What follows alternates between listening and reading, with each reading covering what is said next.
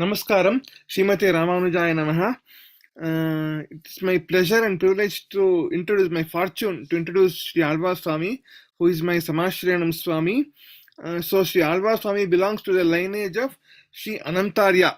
If you know, Sri Anantarya was actually the direct disciple of Bhagavad Ramanuja. So when Bhagavad Ramanuja was explaining the Tiruvayamoli, the Olivil Kalamellam, that Pashuram, that pathu of Pashurams from Tiruvayamoli, at that time Sri Ramanuja remembered that the Tiruvengadamadiyan, that is the Srinivasa in Tirumala, the seva for Tirumala had to be done, and so he designated Sri Anantarya to go to Tirumala and do the Pushpa Kainkaryam. So Sri Anantarya was responsible for the looking after the Tirunandanavanam and also the Pushpa Kainkaryam of the Lord. So you may remember that it was Bhagavad Ramanujacharya who introduced the Puja Vidhi according to Agama Shastras at Tirumala, and Sri Anantarya was one of the first persons who took care of executing that, taking care of that. So, and Sri Alwar Swami belongs to that particular lineage, Vamsha Parampara, Kula Parampara. So in our Tanyan we say Anantarya Kulodbhutam. So that is the thing. So when we get connected to Sri Alwar Swami, we directly get connected to Swami Anantarya, and then through Anantarya we get connected to Bhagavad Ramanujacharya himself, and from Bhagavad Ramanujacharya across the Guru Parampara of Mahapurna, then Alavandar, then Sri Rama Mishra, then Uyyakondar, then Natha Munihal, then Nammalvar, Vishwak, and then we directly get connected to Vishwaksena himself, Vishwaksenar, and then through Periya Pirati, and then through to Emberaman himself. So I think we will all get connected through Alwar to Emberaman himself through Emberamanar. So that is our fortune. So with that small introduction, I would like to request Dr. Alwar to address us and tell about the essence of Srimad Bhagavad Gita. Thank you very much. I would say Krishna Kashyap like to say a few words.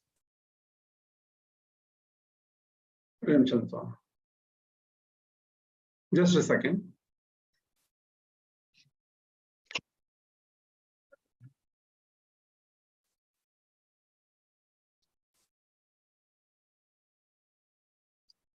Just a second.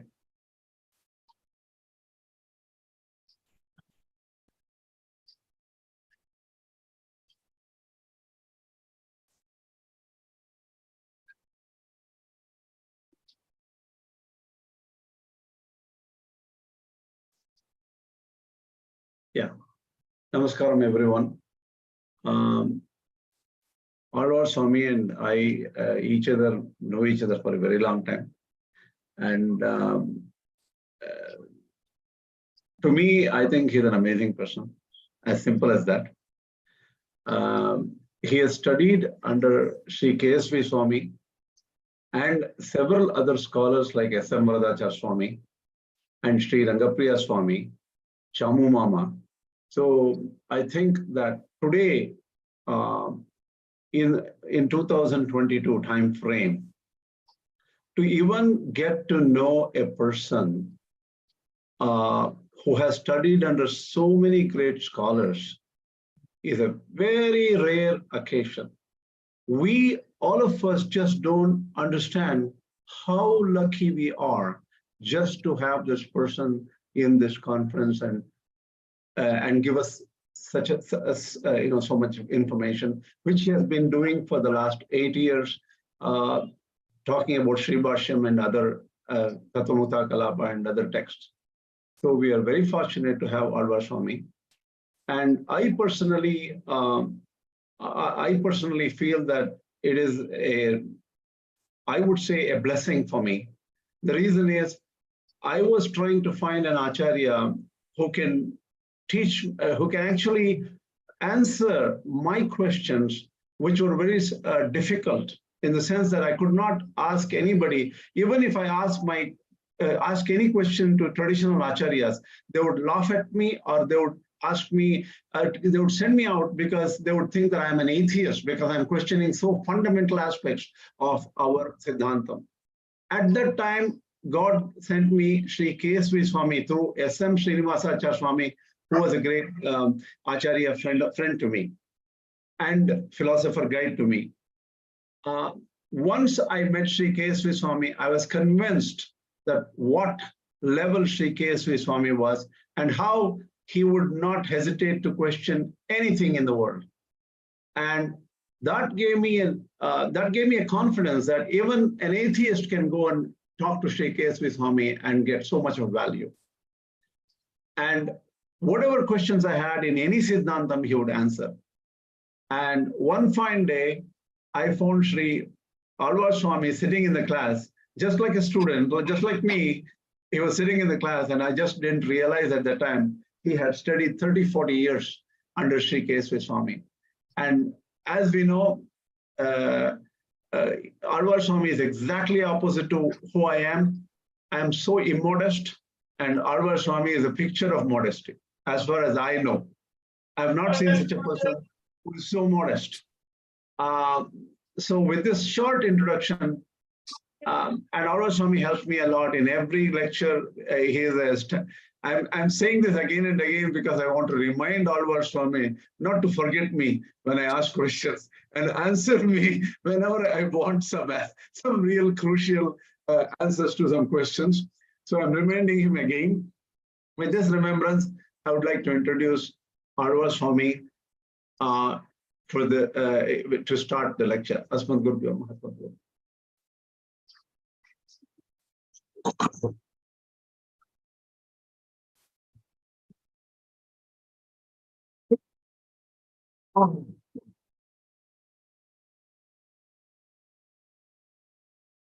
सम्यङ् कलापेन महता भारतेन च उपबृंहित वेदाय नमो व्यासाय विष्णवे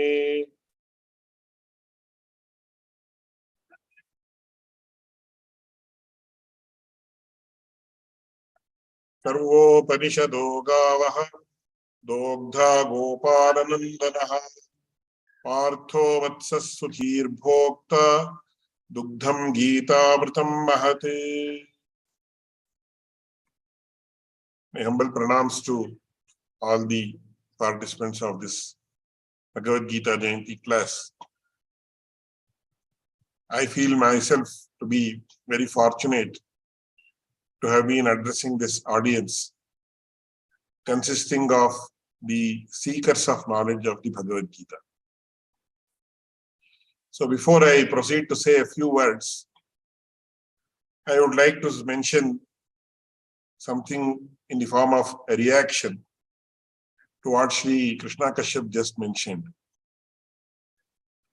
Once it so happened that I was in the audience wherein His Holiness Sri Rangapriya Swamiji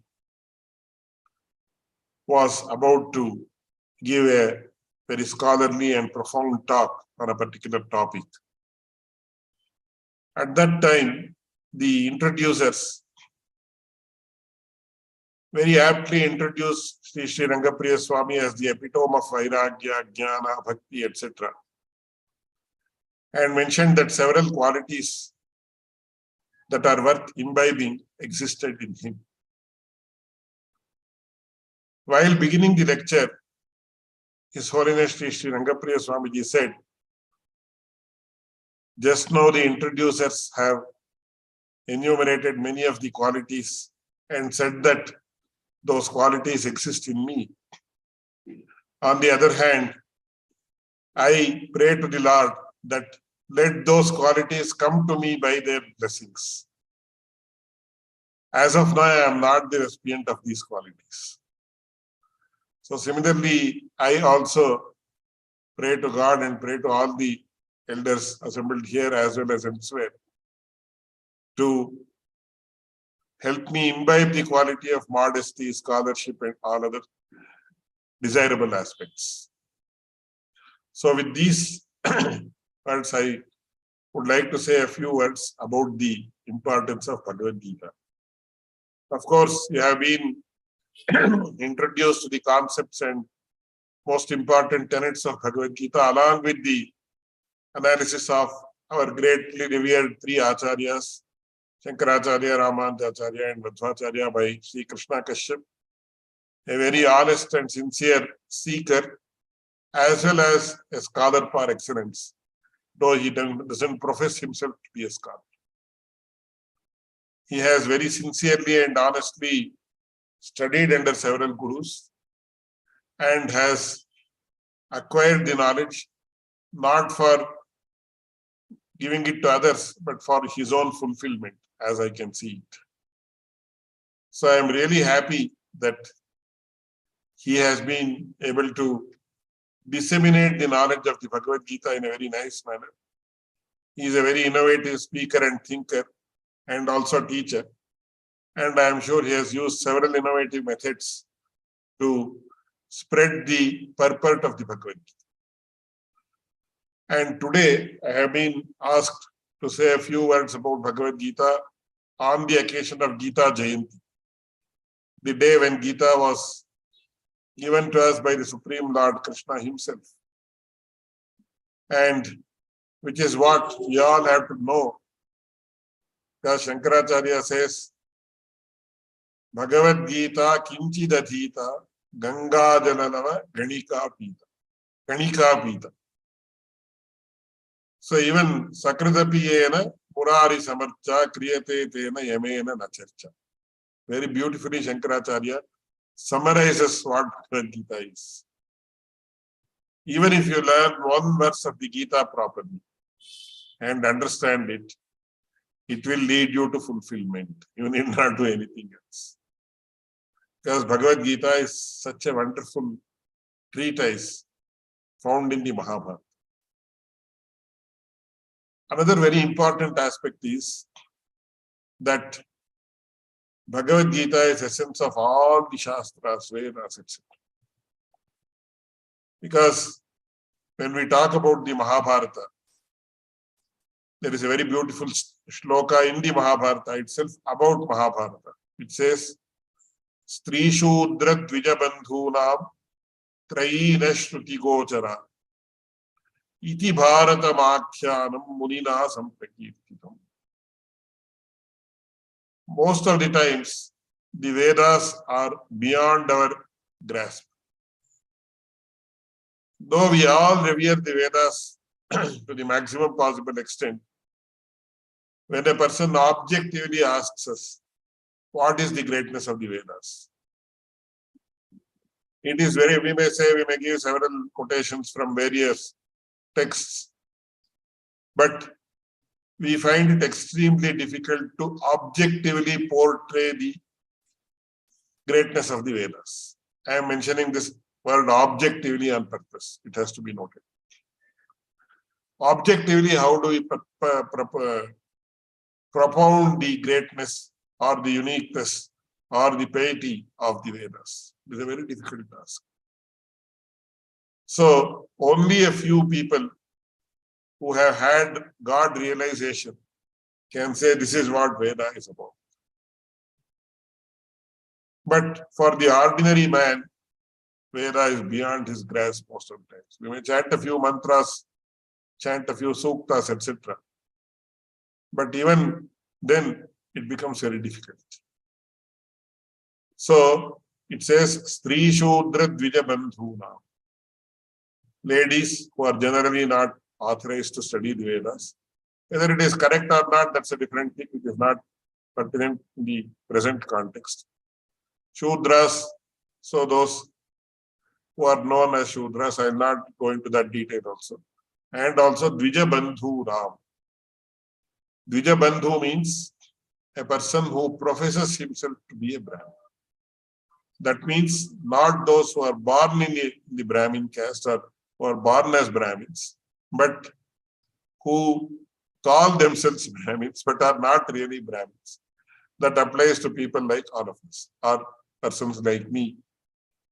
Because a Brahmin or Brahmana is Brahma Brahmana Atmana. Antarasmin nime loka. The definition of, when we listen to the definition of the word Brahmana in the Vedas, we will become afraid. Because it is mentioned as a Brahmana who is a realized soul. Brahmana is one who is a realized soul. And such a person is equal to the Supreme Lord himself. Within him all deities reside. The entire universe resides him in a settled manner. And he is the epitome of all the deities in this world, etc., etc. So when I study this definition of what a Brahmana is, can I confidently say I am a Brahmin or a Brahmana? No, definitely not. But people refer to us as Brahmins.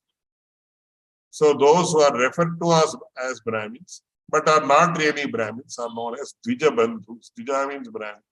Dvija Bandhu means a person who is called a Brahmin, but is not really a Brahmin. That is people like us.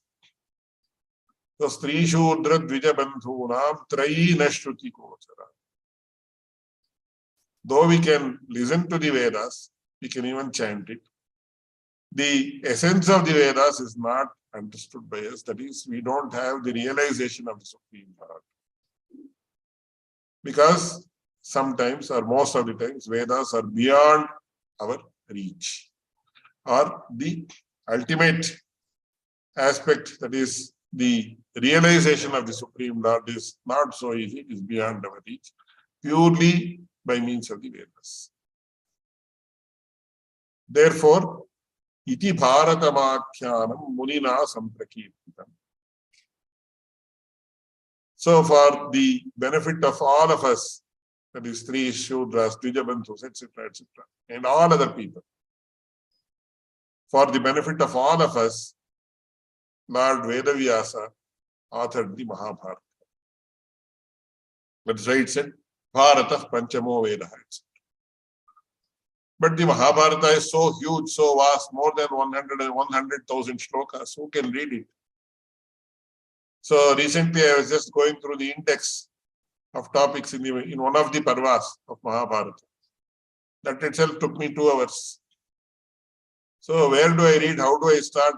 Where do I start? How to understand what Bhagavad Mahabharata is? Of course, we all know the story in a short form. So the purport of Mahabharata is in 2 adhyayas. That is, to know the theory, it is the Bhagavad Gita, and practically implement it, it is the Vishnu Sahasranama. So it says, Bharate Bhagavad Gita. So the essence of the Vedas is captured in the Mahabharata. The essence of Mahabharata is captured in the Bhagavad Gita. So this is one way of understanding the greatness of Bhagavad Gita. The second way is to understand the shloka that I just mentioned a few minutes earlier. It's a very beautiful allegory given, or metaphorical representation of what Bhagavad Gita is.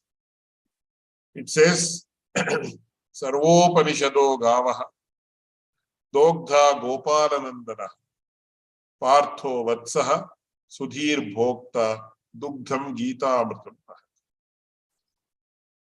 One of the most wonderful metaphors I have come across as far as the Bhagavad Gita is concerned. If we have to survive today, especially in India, you can quote it. You have to consume milk, whether it's a boy or an elderly person or a youth, whoever it is. And when milk is extracted from the cow, it should be done only in the presence of the calf. It's very important. If the calf is not present, then the milk that is extracted from the cow is impure and unfit for consumption. So it should, and also it is mentioned in the Shastras that the milk is pure and fit for consumption only when it is Vatsotchishta. it should contain the saliva of the calf, of that cow, of that calf itself, of that cow itself. We have to underline all these things today because of various reasons. As soon as the calf is born, the calf is separated from its mother cow. In the West, it was being done. It is being done in India also today. Very, very unfortunate. So, if we have to drink the milk of the cow, we need the presence of the calf. And who here, in this context, it is beautifully mentioned, Sarvopanishado Gava. As we all know, the Vedas are huge in number, in vastness, in extent and extent. So the purport of the Vedas is contained in the Upanishads, which is known as Shruti Shiras or the Veda Shiras or Vedanta. So these are the cows that give us milk. So if we have to have milk, we cannot go and milk ourselves. We need a person who will milk the cow and then give the milk to us. So who is the person? Who is the milkman? Dogdha Gopalanandana. The person who is milking the cow, namely the Upanishads, is none other than Lord Krishna himself. And as I mentioned just now, Partho Vatsaha. Without the presence of the calf, you cannot milk the cow, it's prohibited. So, Partho Vatsaha. So, on the pretext of giving it to the calf, we actually consume the milk or take the milk, extract the milk and then consume it. So, Partha Vatsaha. So, it was though it was given to Arjuna, ultimately it was given to the entire world, but it cannot be given without the presence of the calf, that is Arjuna. And who are the consumers of this milk? Sudhir Bhokta, every person whose mind is pure, whose mind is good, whose mind has an inherent wish to attain fulfillment is the consumer. So Sudhihi. Sudhihi also means devas or the demigods. It also refers to people like all of us. Sushtudhihi yasya saha sudhihi. A person whose mind is pure or good. So what do you mean by purity? Of course, there are several impurities in all of our minds.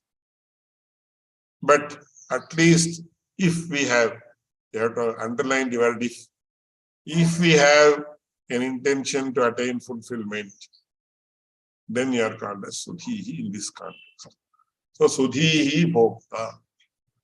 So to put it in very simple terms, it means a seeker.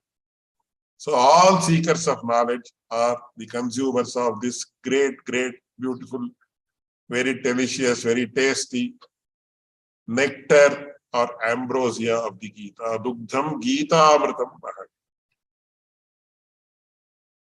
So this Gita is Amrita or nectar or ambrosia. And what does it help us to achieve? It helps us achieve moksha itself. So by which we all become Amritas, by which we all transcend the circle of births and deaths in which we are caught. That is this ambrosia or nectar of Bhagavad Gita. What more do we need to know about the greatness of the Bhagavad Gita? This shloka verily summarizes the greatness and beauty and all other aspects of Bhagavad Gita.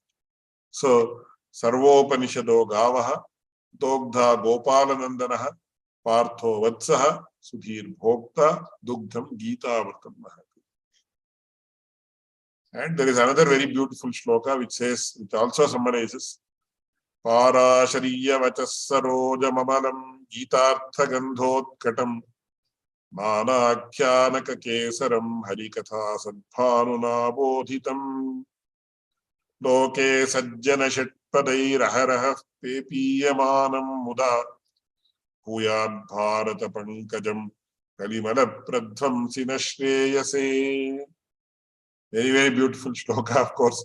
It will take more than 1 or 2 hours to explain the significance. It is about the Mahabharata and also the Bhagavad Gita. Parashariya vachassarodhamamanam Gita artha gandho. So this the Mahabharata is compared to a wonderful lotus. Parashariya vachassarodhamamanam.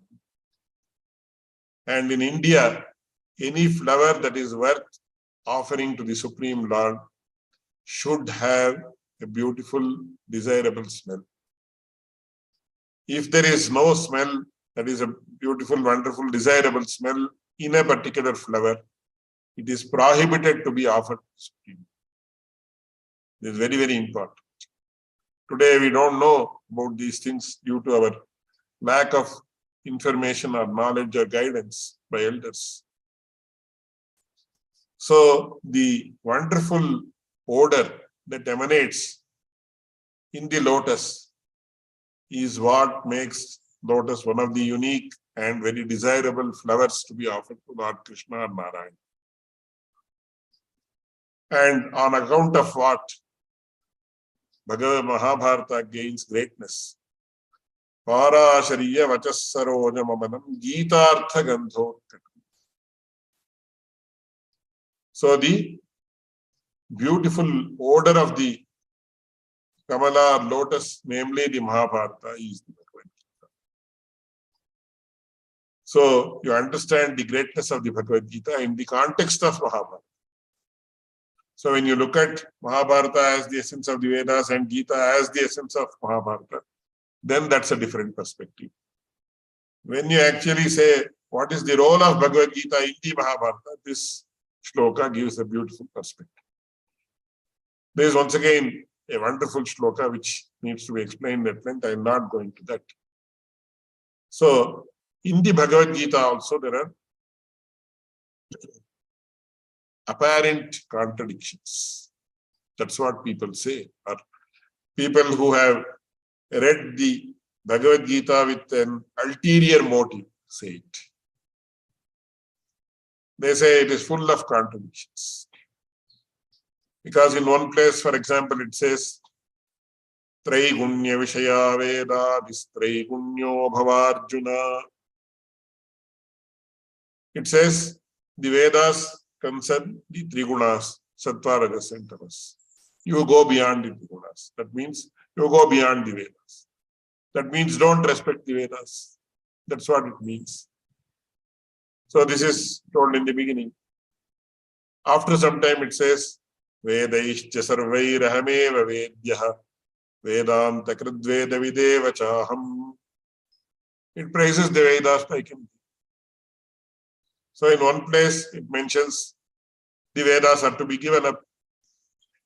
In another place it says the Vedas are the most important things by which the means to attain me, Lord Krishna says. Is it not a contradiction?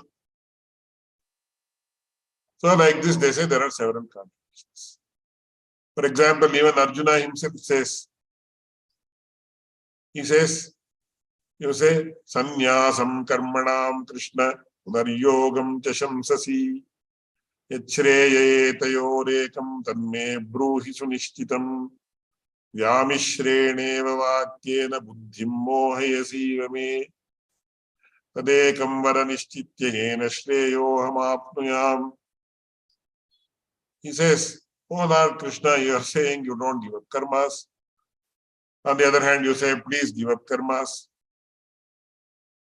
It's as if you are confusing me. He uses the same word, vyamishreneva vakyena buddhim mohayasi me. So please tell me what I should. That means there are contradictions. That's what people claim. But it is not so. Because when we actually have a proper view of the Bhagavad Gita, when it is imparted to us through a proper Acharya who is a realized soul, then all things fall into place. That's what we have to understand. So in this context, there is once again debates. So for example, many people ask how to resolve this question of Traigunya Vishaya Vedaha, Nistraigunyo. My Acharya very beautifully mentioned it. So what are the Vedas? Vedaishcha sarvaihi ahameva vedyaha. So you have to properly understand the divisions of what is what. So the Vedas are the means for us to attain the Supreme Lord. So many a times people who are engaged in a particular means get caught there itself. And my Acharya gave a very beautiful analogy when he said, so you have to cross the river in a boat to reach a particular destination. So when you are about to do it, in those days we did not have concrete bridges, so you had to take a boat. So while going in the boat, of course we all, whether it is in the Ganga or in the Kaveri, when you have a beautiful river or a lake, we go for a boating. So in such a context, the boating itself is the end rather than you reaching a destination. So you enjoy the boat ride, you see, you look all around and you see water is there, then you may touch the water, you may feel the water. You may feel, for example, if you are in Kashmir, there is a beautiful lake called Dal Lake, which is several kilometers long. So there while you go, people come and offer you coffee, tea, etc. People come and they offer you clothing, then they offer you several spices, etc. They are all floating markets. So there, you don't go to a particular destination, you are just enjoying the boat ride. Whereas in another context, you want to reach the other bank of the river, so you take a boat. Of course, when you are actually going for a boating, when you are riding a boat, you feel very elated because you feel the water is so pure and the air that comes along the water is so enjoyable. And you see the scenery, etc. You feel elated. And if you say, I will sit in the boat forever because the scenery is so beautiful, will you reach the destination? No. So when it says, Traigunya Vishaya Vedaha Nistraigunyo Bhavarjuna. So some people, they may rest with the study of the Vedas themselves. They may not, of course, that will also in due course reach him to the destination. That's a different thing. That doesn't mean that Vedas are to be despised or Vedas are a very ordinary means. They are the best means. But one should not lose sight of the destination when engaged in a particular means. So that is what is meant when it says that Traigunya Vishaya Vedaha Nistraigunyo Bhavarjuna. That is why later it says, Vedaishcha sarvai rahameva vedyaha. So it's a complementary statement rather than a contradictory statement. So when you actually delve deep into the topic, you can understand that it is complementary and not contradictory. Similarly, when it comes to the case of karma and jnana, karma and bhakti, how do we realize what it all is? So recently, when I studied the entire Bhagavad Gita, all the 18 chapters in one go, it realized to me, it's not a very unusual realization. Of course, it's mentioned in the text itself. Not that something very new was revealed to me, because it is mentioned in the text itself. The 18th chapter summarizes all the previous chapters and also resolves any apparent contradictions that are there in the Bhagavad Gita. This I could realize only when I studied all the 18 chapters in one go. Because if you study the 18th chapter separately, then 4th chapter, 6th chapter, etc., you don't realize that at all. Or I didn't realize that. Because any other person might be able to realize. So it beautifully says what is what. What is the role of karma? What is the role of jnana? What is the role of bhakti? Then ultimately, as per the tradition of Ramanuja.org, also we ultimately end with prapatti or sharanagati, which is the final verdict where it says sarva dharman parityajya mamekam sharanam vraja antva sarva papebhyo mokshayishyami ma shutah. That is why in Sri Vaishnava tradition we call it as the Charama Shloka, or the final verdict of Bhagavad Gita. Then what is the role of karma? What is the role of bhakti? What is the role of jnana? How to very objectively understand the nature of these three. When the question arises, we are guided by the great Acharya, who was the preceptor of Ramanuja.org, who has authored a beautiful work called Gita-Artha Sangraha, in which he very succinctly summarizes the nature of the three yogas, that is Karma Yoga, Jnana Yoga, and Bhakti Yoga. So he defines them in very easily understandable terms. When he says, Karma Yoga, Tapas, Tirtha, Dana, Yajna, Adi Sevana. What is Karma Yoga? Tapas, engaging in penance. Tirtha Yatras, pilgrimages. Tapaha, Tirtha, Dana, engaging in charity. Yajna, performing the yajnas. It may refer to the Vedic sacrifices. It may also refer to the Panchamaha yajnas a Grihastha is supposed to do. It also refers to what we call as the Tiruvaradhanam or the Bhagavad Aradhana that people are ordained to do, irrespective of whichever sampradaya they belong to. Karma Yoga, Tapas, Tirtha, Dana, Yajna, Adi Sevanam, etc. All activities that are conducive. For example, a person will say, I will offer 2 strands of tulasi to the Lord. That is also Karma Yoga. So these are all Karma Yogas. Karma Yoga, Tapas, Tirtha, Dana, Yajna, Adi Sevanam.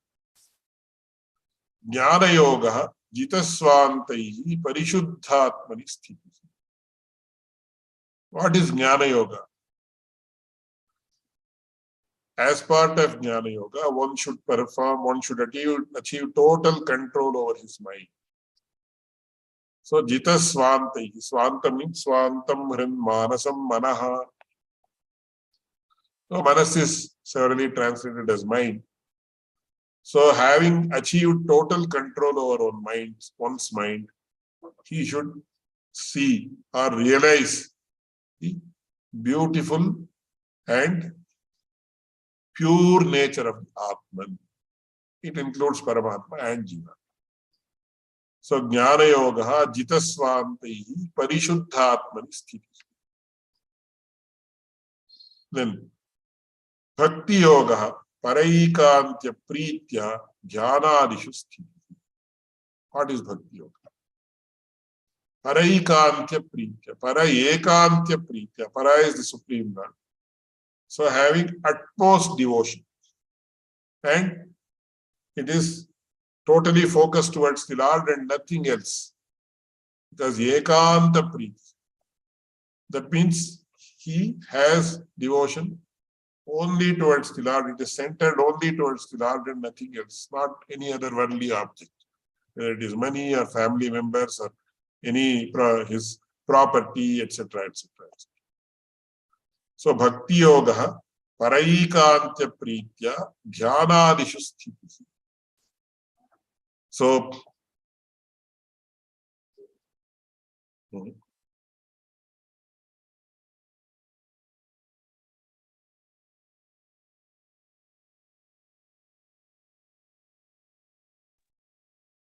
Paraikantya Pritya, Dhyanadishu Sthiti. And then he says, Trayanam api yoganam tribhiranyonya sangama. So Lord Krishna himself says, Yat Sankhyaih prapyate sthanam tad yogairapi gamyate ekam sankhyancha yogancha yah pashyati sapashyati. So the ultimate result of both the Jnana Marga and Bhakti Marga are the one and the same. Because ultimately the result or the aim or goal or objective is the same. So whether you come from this road or that road, you attain the same destination. And Acharya further says, karma also needs the same destination. Because ultimately, when you reach the destination, he says, Trayanam api yoganam tribhiranyonya sangamaha. And then he says, what is the ultimate model person that Bhagavad Gita says? Jnani tu paramaikanti tadayatma jivanaha tad samshlesha viyogaika sukha dukkha tadekati. So what is the model that Gita proposes? He says, Jnani tu paramaikanti, Jnani, who has realized the soul Supreme Lord by means of Jnana. He also becomes a bhakta, he also becomes a devotee. Because Paramayekanti. Paramayekanti means, Shiva Vaishnava parlance we say the Paramayekanti.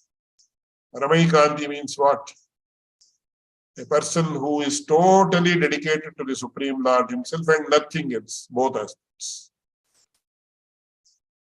And he says, he explains these terms very beautifully. Tadayat Atma Jivana.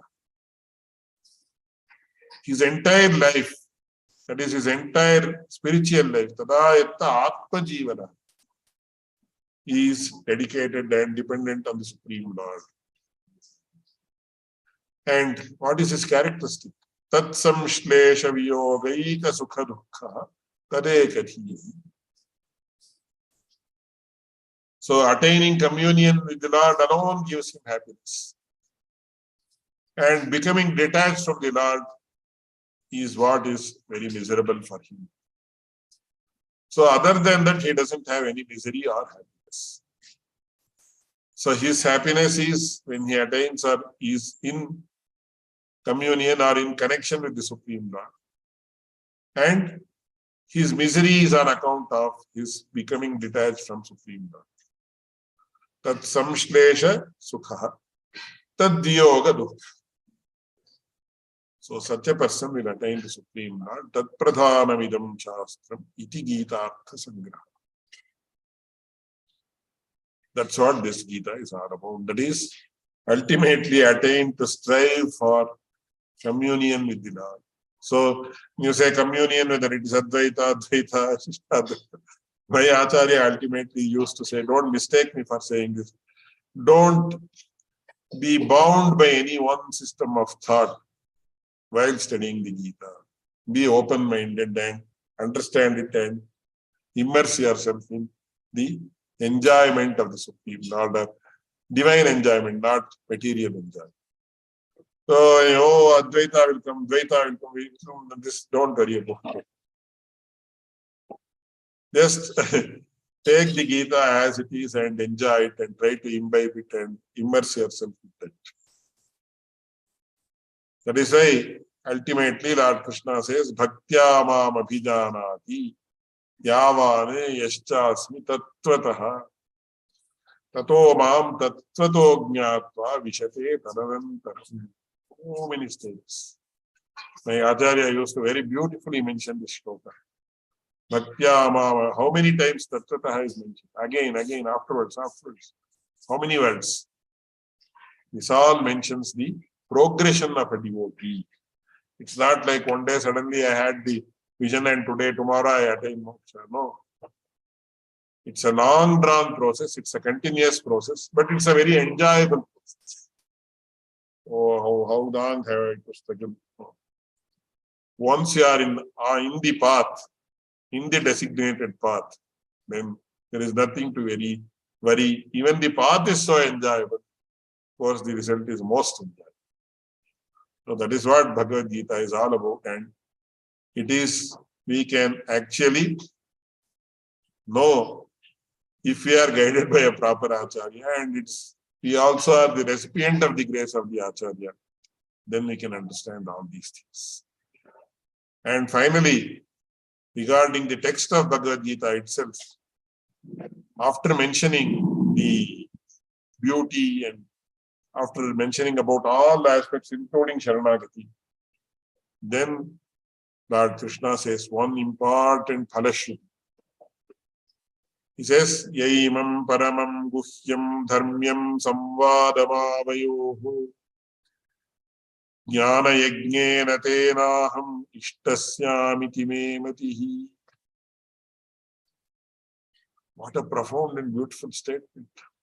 He says, if a person honestly and sincerely studies or goes through this dialogue, which contains all the secrets and which is the epitome of dharma, if he goes through, then I deem that that person who does so has performed Jnana Yoga as a service to me.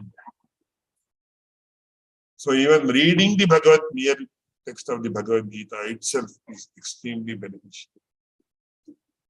It is equivalent of performing the Jnana Yoga as a service to the Supreme Lord Krishna. So we have to understand all these nuances and the profundity of the Bhagavad Gita based on the guidance given by Acharyas and our own Acharya, and thus attain fulfillment. So with these words, I conclude my small talk, and I hope it has been of some benefit to you. Of course, it is very difficult to explain what Bhagavad Gita is in half an hour or 1 hour, because my Acharya used to say, there are several statements, I can give lots of examples. There are several statements in the Bhagavad Gita, the depth of which cannot be gauged by a person in a lifetime, though he may be continuously thinking about it, because the statements are so profound. So we all have to strive, and let us all become the recipients of the grace of our Acharyas and our own Acharya. And by his guidance, by their guidance, let us all try to achieve, try to start in the start progressing in the path of the spiritual attainments, which Bhagavad Gita is the most important work that helps us do so. With these words, I conclude my talk. Thank you very much. I thank you all for giving this opportunity to share what little I know. And also Sri Krishna Kashyap, who has been a friend, philosopher and guide, if I may say so. He is much elder to me in age and knowledge. And in fact, without his inspiration and guidance, I would not have started any of the classes online that have been going on for several years now. So I am ever indebted to him for his inspiration and also for his goading me to start these classes. Of course, I have no ownership over those classes, because as I have been mentioning all along in the course of the classes, I am just in the place, or I am just like what we used to call a tape recorder, where the cassette just plays whatever it has recorded. Similarly, I am also just reproducing whatever has been recorded in my mind as a result of the words of my Acharya that I have heard. So I have no ownership over what I have told or I have been telling. And what little I have been able to reproduce also is due to the inspiration and also the constant goading of Sri Krishna Kashyap himself. So I am extremely indebted to him, and also to Sri Amarnath, who is what I would like to call as a fellow seeker. So I feel I may call myself safely a seeker. So I deem Sri Amarnath to be my fellow seeker, and I am thankful to him also for suggesting my name to share a few words. I am really happy that I could speak to you on this occasion. Thank you very much. Namah Paramarishibhyo, Namah Paramarishibhyaha. Sandesh Median. Namaskaram. Thank you very much, Swami, Alwar Swami. I know that this is just a summary, and that shows that it is just the tip of the iceberg, and what we need to understand about Gita is a lot. I want to just mention a couple of things here, just two things. One thing is, Alwar Swami mentioned something very important. What it is we assume that we can understand Bhagavad Gita just as it is. And to just tell you the depth of what he said, I'll give you an actual episode which happened. I went to, when I met Swami, KSV Swami, I told I only have a few doubts, but then KSV Swami asked, what have you studied? And I said, I know Bhagavad Gita, 3 bhashyas, absolutely no problem. Oh, that means if I have any doubts, I can ask you, right? He said, of course. And then he asked me, the 12th chapter, Etvakshara Manidesham Abhyaktam Paripaste, he talked about that shloka and say, what do you know about the shloka? Say, what do you know about 12th chapter? What is the big deal about 12th chapter? I said, look, Akshara is Jiva, and there, according to Ramanuja Bhashya, they are comparing the the form, Vishwarupa form, and the Akshara form, and say, if somebody meditates on the Vishwarupa form and somebody meditates on the Akshara form, who is the greater person? And that's it. And Akshara is Jivatma Sakshatkara for Jivatma for Ramanuja Acharya. And Vishwarupa is the Saguna Sakara form, which we don't need to say Saguna Sakara in the Vishishtadvaita tradition. But I was just explaining to him. Oh, he said, do you know what Akshara is? Of course, Akshara is Jivatma according to Ramanuja Acharya. Akshara is Parabrahman, Brahman only according to Shankaracharya. What else do you want to know? I asked him. Do you know Akshara? He asked. That means, do you realize what it is? Do you know for sure? If you don't know Akshara, what are you talking about? And you talk Brahman. Do you know Brahman? Nothing you know. Even if you small, I am different from the body, that itself is questionable. If you have a headache and you are the same. So we have this Dehatma Brahma. We think that we are, don't touch me, don't come near me. We talk about Dehatma Brahma. So powerful is the Ajnana we have. And we talk that we know something. Knowing is just some kind of understanding. It's just like some understanding. Realization is a totally different ballgame. Just want to mention that point to you. And that makes us understand that unless we realize, understanding the ideology from Advaita point of view, Dvaita point of view, Vishtadvaita point of view, these are all just Shravana, Manana, a little bit of Shravana, Manana, that's all. Realization is important. That's one thing I want to mention. Second thing I want to mention is, KSV Swami told me one simple truth. He said, see, you may be a great, you may think you are a nice, austere, good person, and you may wear Pannendu Thiruman everywhere and everything like that. But even if you ever imagine that something good happened to you because of you, once, for a moment, if you think something good happened because you worked on it, because of you, you just have that moment. That very moment you are destroyed. Ni annike nashama bone nanichuko. He said. That means ego is a killer, and I don't want Alwar Swami to or anybody to give me the power or give me more fuel for my ego. Because I'm not a modest person, I enjoy if somebody praises me. So I don't want to think about it. I don't want to be destroyed. And it's just we all have to remind ourselves that there's so much work to do. We haven't even scratched the surface. We have to understand the Upanishads. We understand the Gita and Brahma Sutras and everything, and also try to realize Parabrahman. So with this small talk, I would like to stop my, just a few minutes of words. Let all of us go in the right path. Let our Acharyas, great Acharyas of every system of thought, and our Srimad Narayana, Shri Krishna, and everybody guide us in this path constantly, and let us not have any ego, and let us work harder.